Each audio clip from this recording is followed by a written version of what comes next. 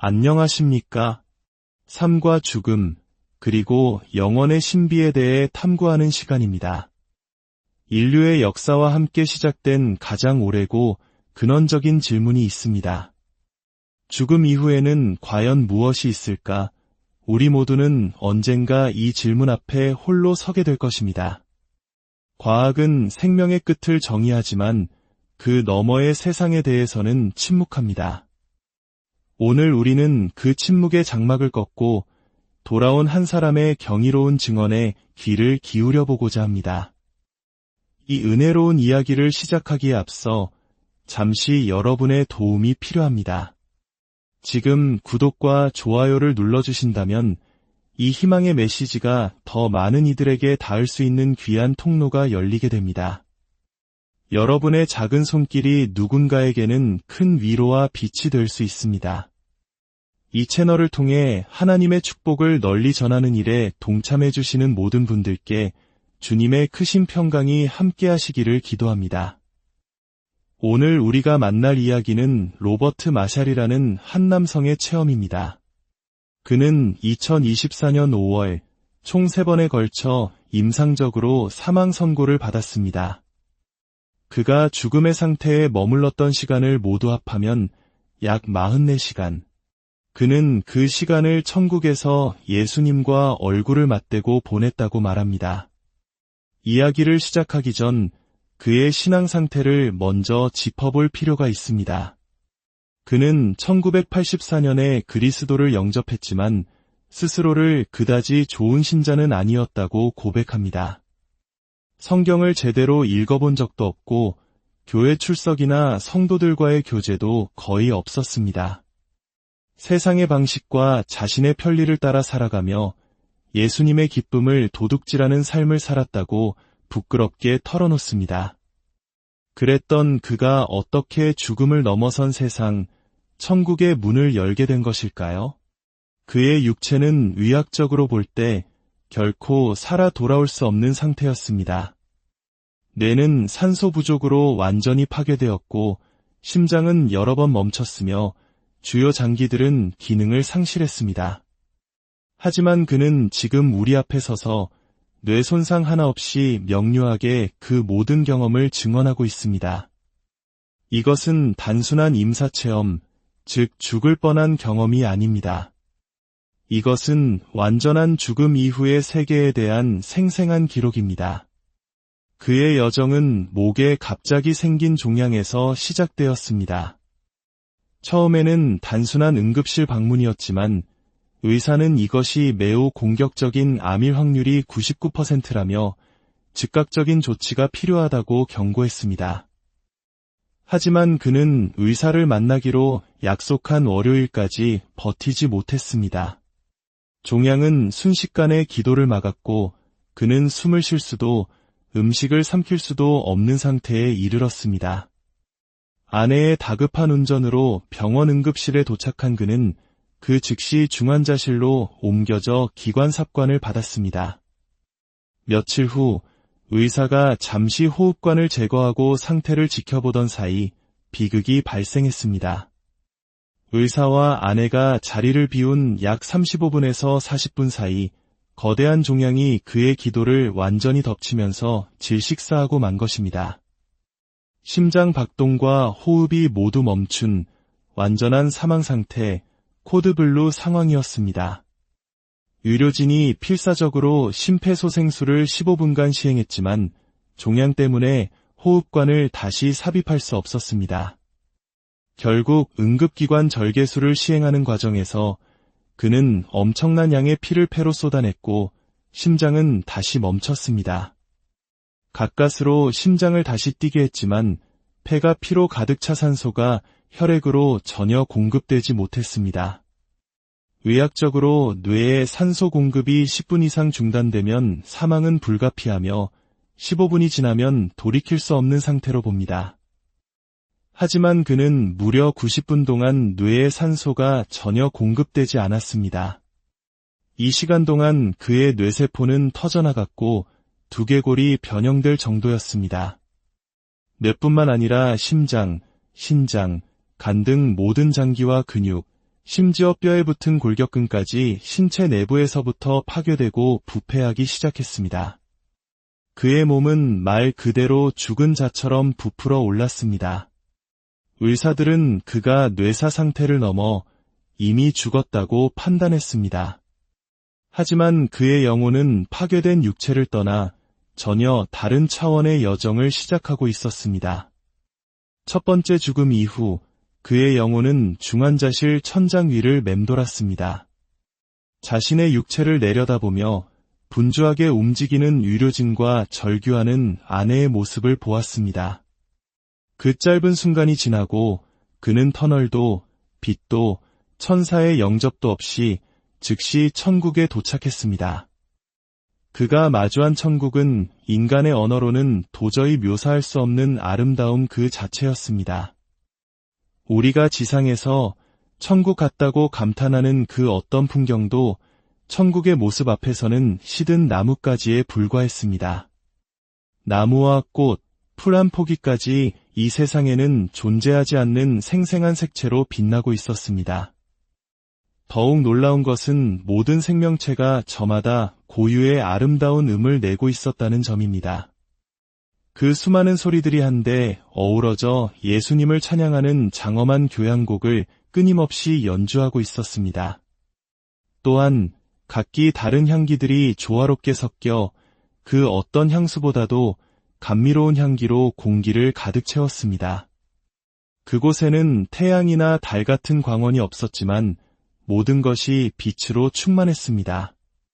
바로 예수님 자신이 빛의 근원이셨기 때문입니다.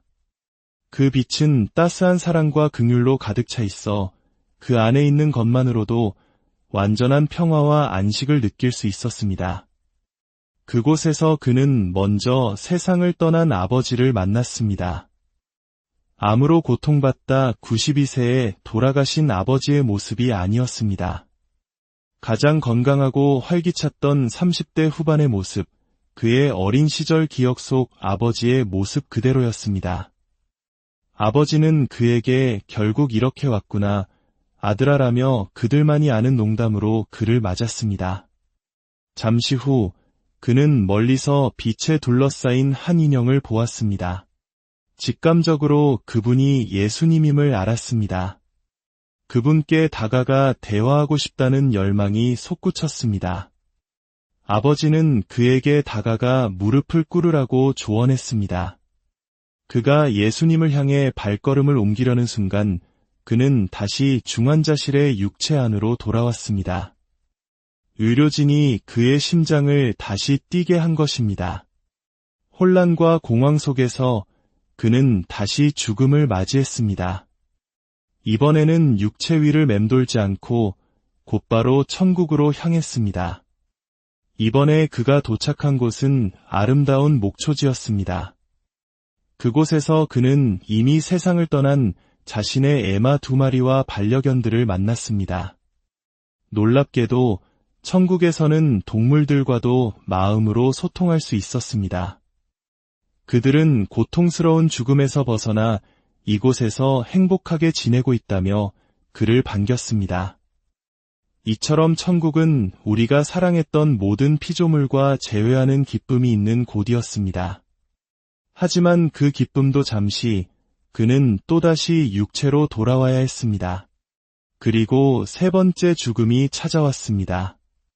이번에 천국에 도착했을 때 그는 더 이상 망설이지 않았습니다. 곧장 예수님께로 걸어갔습니다. 그분의 거룩한 임재 앞에서 그는 온전히 엎드려 경배할 수밖에 없었습니다. 슬픔의 눈물이 아닌 벅찬 기쁨과 감사, 그리고 경외심의 눈물이 하염없이 흘렀습니다. 예수님은 다정하게 그의 손을 잡아 일으켜 세우시며 그의 눈물을 친히 닦아주셨습니다.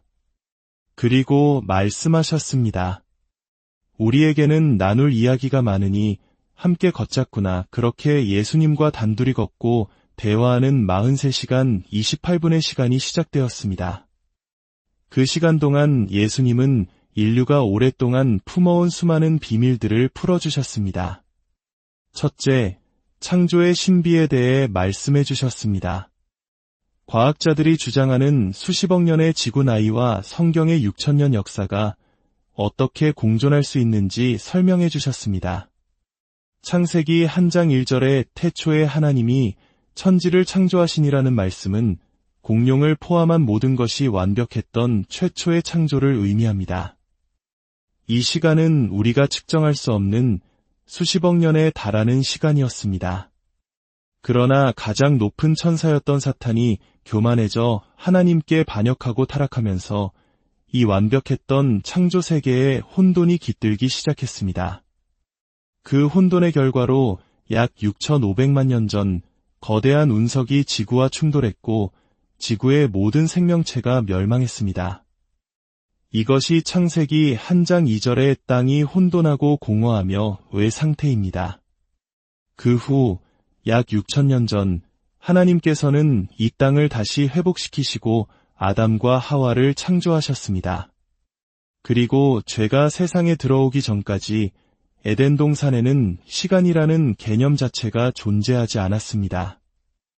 시간과 죽음은 아담과 하와가 사탄의 유혹에 넘어가 죄를 지은 후에야 비로소 세상에 들어오게 된 것입니다.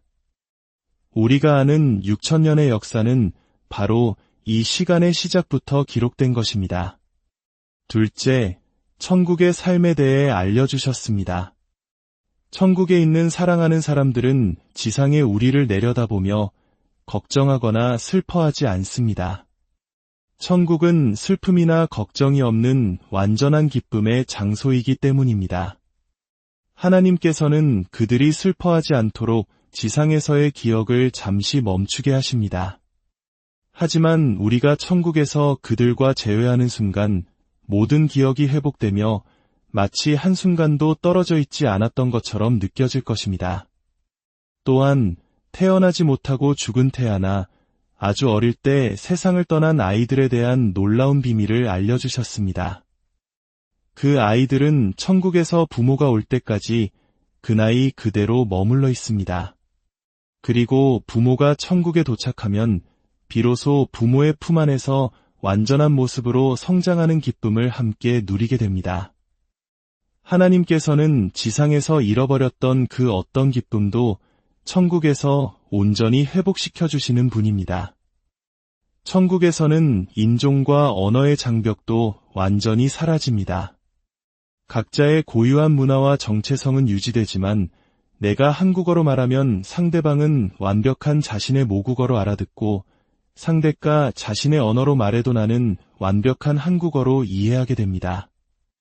마치 바벨탑 이전의 세상처럼 모든 이가 사랑 안에서 하나 되어 온전히 소통하는 곳이 바로 천국입니다.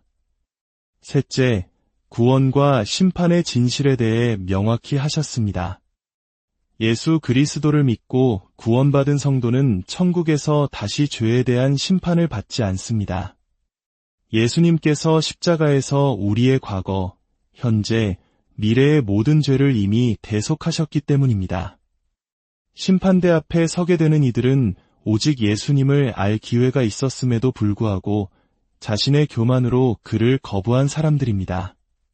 그들이 지옥에 가는 이유는 그들이 저지른 수많은 죄 때문이 아니라 구원의 길을 열어주신 예수님을 거부한 단 하나의 죄, 불신 때문입니다. 넷째, 휴거와 마지막 때에 대한 논쟁에 종지부를 찍으셨습니다. 많은 사람들이 환난 전이냐, 후냐를 따지며 예수님의 재림 시기를 예측하려 하지만 그것은 중요하지 않다고 하셨습니다. 예수님께서 성경을 그렇게 기록하신 이유는 아무도 그때를 알지 못하게 하기 위함입니다. 우리가 집중해야 할 것은 마지막 때의 대휴거가 아니라 언제 찾아올지 모르는 우리 각자의 개인적인 휴거, 즉 죽음입니다. 밤에 도둑같이 임하는 것은 예수님의 재림일 수도 있지만 바로 우리 자신의 죽음일 수도 있습니다.